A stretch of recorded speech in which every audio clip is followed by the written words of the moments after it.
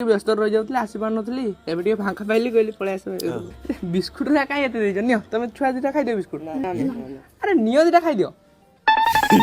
ଆରେ ତାକୁ କାଇଁ ଅନଉଛ ମୁଁ ପା କହୁଛି ନିଅ ଦିଟା ଖାଇଦିଅ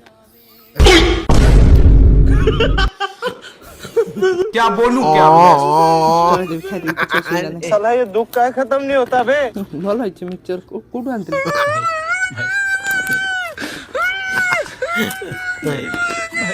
ନାଇଁ ଦାନୀବୀର ହରିଶ୍ଚନ୍ଦ୍ର ହେଇଥାନ୍ତା ଆଉ ବିସ୍କୁଟ ଖାଇଦିଅ ଯୋଡ଼େ ଛୁଆ କଣ କରୁଛ ଯାହା କଥା ଶୁଣନି ଖାଇଦିଅ ଛୁଆଙ୍କର ଟାର୍ଗେଟ ଯୋଉଟାକୁ ଥିଲା ସେ ଫୁଲଫିଲ୍ କଲେ କାରଣ ସେଇଟା ସମସ୍ତଙ୍କ ଘର ଘରର କାହାଣୀ ଆମ ଘରେ ବି ଯଦି କୁଣିଆ ଆସିବେ ତାଙ୍କୁ ଆମେ ଅପେକ୍ଷା କରିଥିବୁ ସେ କେତେବେଳେ ବାହାରିକି ଯିବେ କାରଣ ସେ ଗଲା ପରେ ତାଙ୍କ ଥାଳିରେ ଯୋଉ ମିଠା ଥବ ଇ ସିଙ୍ଗେଡ଼ା ଥବ ଇ ବରା ଥବ ଖିଆ ହବ ସେ ବିସ୍କୁଟ ମିକ୍ସଚର ଯୋଉ କଣରେ ଅଛି ସେଇ କଣରେ ଥୁଆ ହେଇଥିବ ତାକୁ ଆମର ଆଶା ନାହିଁ ଏମିତି କାହା ସହିତ ହେଇଛି କେବେ ଗେଷ୍ଟ ହେଇକି ଯାଇଛ ଆଉ ଏମିତି ଇନସିଷ୍ଟ କଲା ବେଳକୁ ତମର ଫେଭରାଇଟ ସ୍ନାକ୍ସଟାକୁ ସେ ଛୁଆ ଆସିକି ତାଙ୍କ ଘରର ଖାଇ ଦେଇଛନ୍ତି ଇମାଜିନ୍ କର ତମ ସହିତ ଏମିତି ହଉଛି ତମେ କରିବ କଣ ତାକୁ କମେଣ୍ଟରେ ଲେଖ ଗୋଟେ ଇଣ୍ଟରେଷ୍ଟିଂ ଟପିକ୍ ହବ ଡିସ୍କସନ୍ କରିବାକୁ